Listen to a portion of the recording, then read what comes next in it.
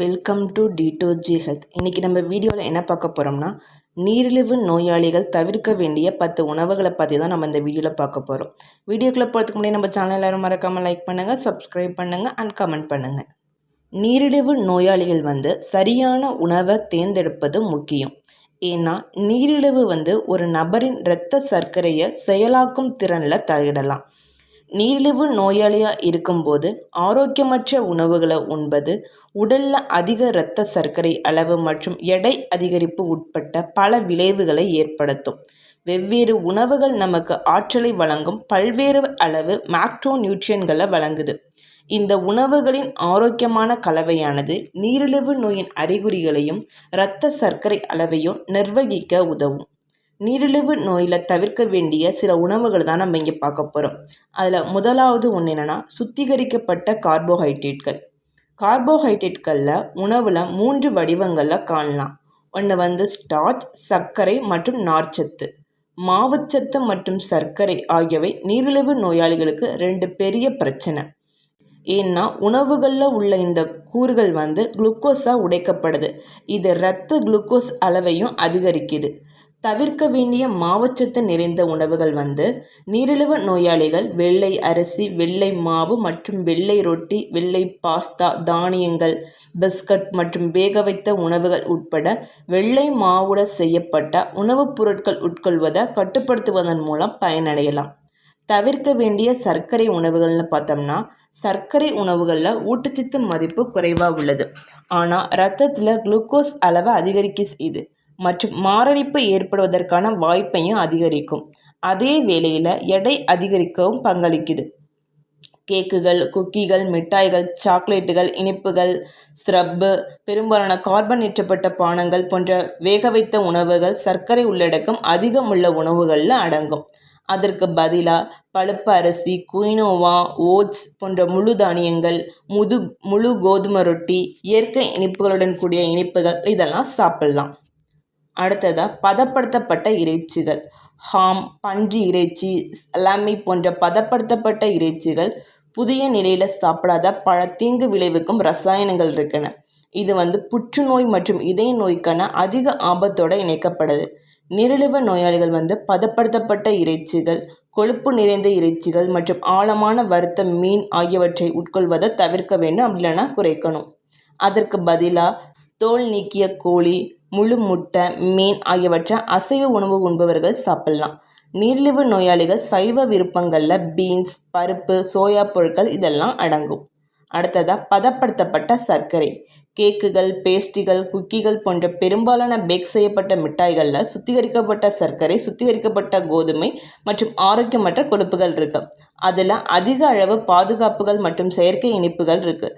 இந்த இரத்த சர்க்கரை மற்றும் இன்சுலின் அளவை அதிகரிக்க காரணமாக இருக்குது. இத்தகைய உணவுகளை தவிர்ப்பது நீரிழிவு நோயாளிகளுக்கு நன்மை பயக்கும். இத்தகைய தின்பண்டங்கள் மற்றும் இதை எதிர்ப்பது கடினமாக இருக்கலாம். ஆனால் அவற்றை காய்கறிகள், கொட்டைகள் மற்றும் புதிய பழங்களுடன் மாற்றுவது நீரிழிவு நோயாளிகளுக்கு சிறந்த மற்றும் ஆரோக்கியமான தேர்வாக இருக்கும். அடுத்ததாக வறுத்த உணவுகள். எண்ணெயில் வறுத்த உணவுகளில் ஆரோக்கியமற்ற நிறைவுற்ற கொழுப்புகள் இருக்குது.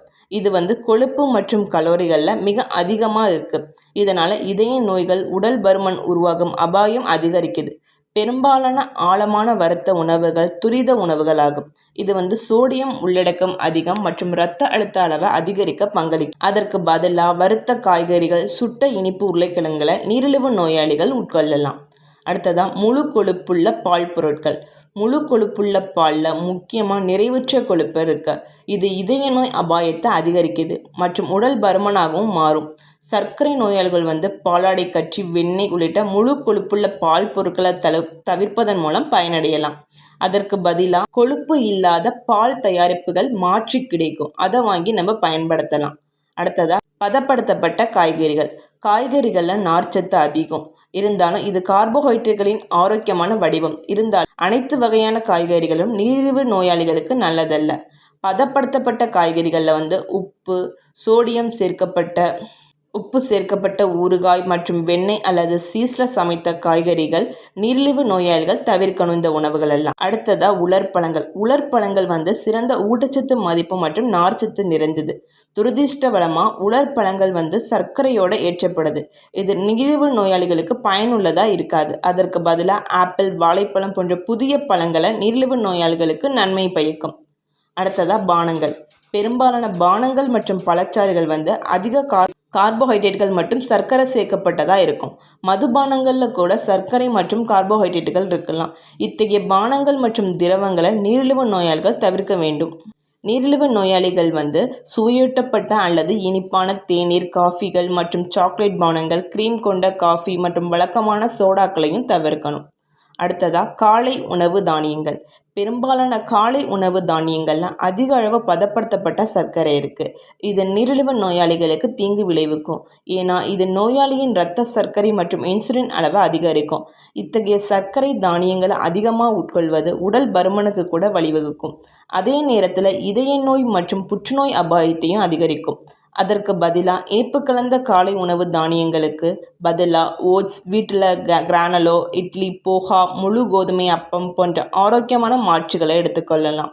அடுத்ததான் ஆரோக்கியமற்ற நிறைவுற்ற அல்லது டிரான்ஸ் கொழுப்புகள்.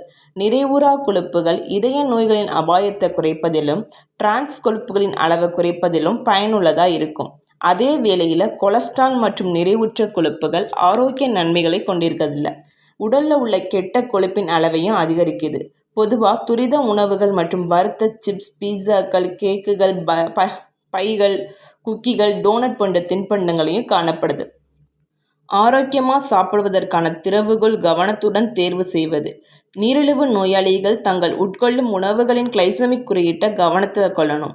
வெளித்தோற்றத்தில் ஆரோக்கியமான உணவுகளில் கூட தர்பூசணி போன்ற அதிக சர்க்கரை உள்ளடக்கம் இருக்கும்.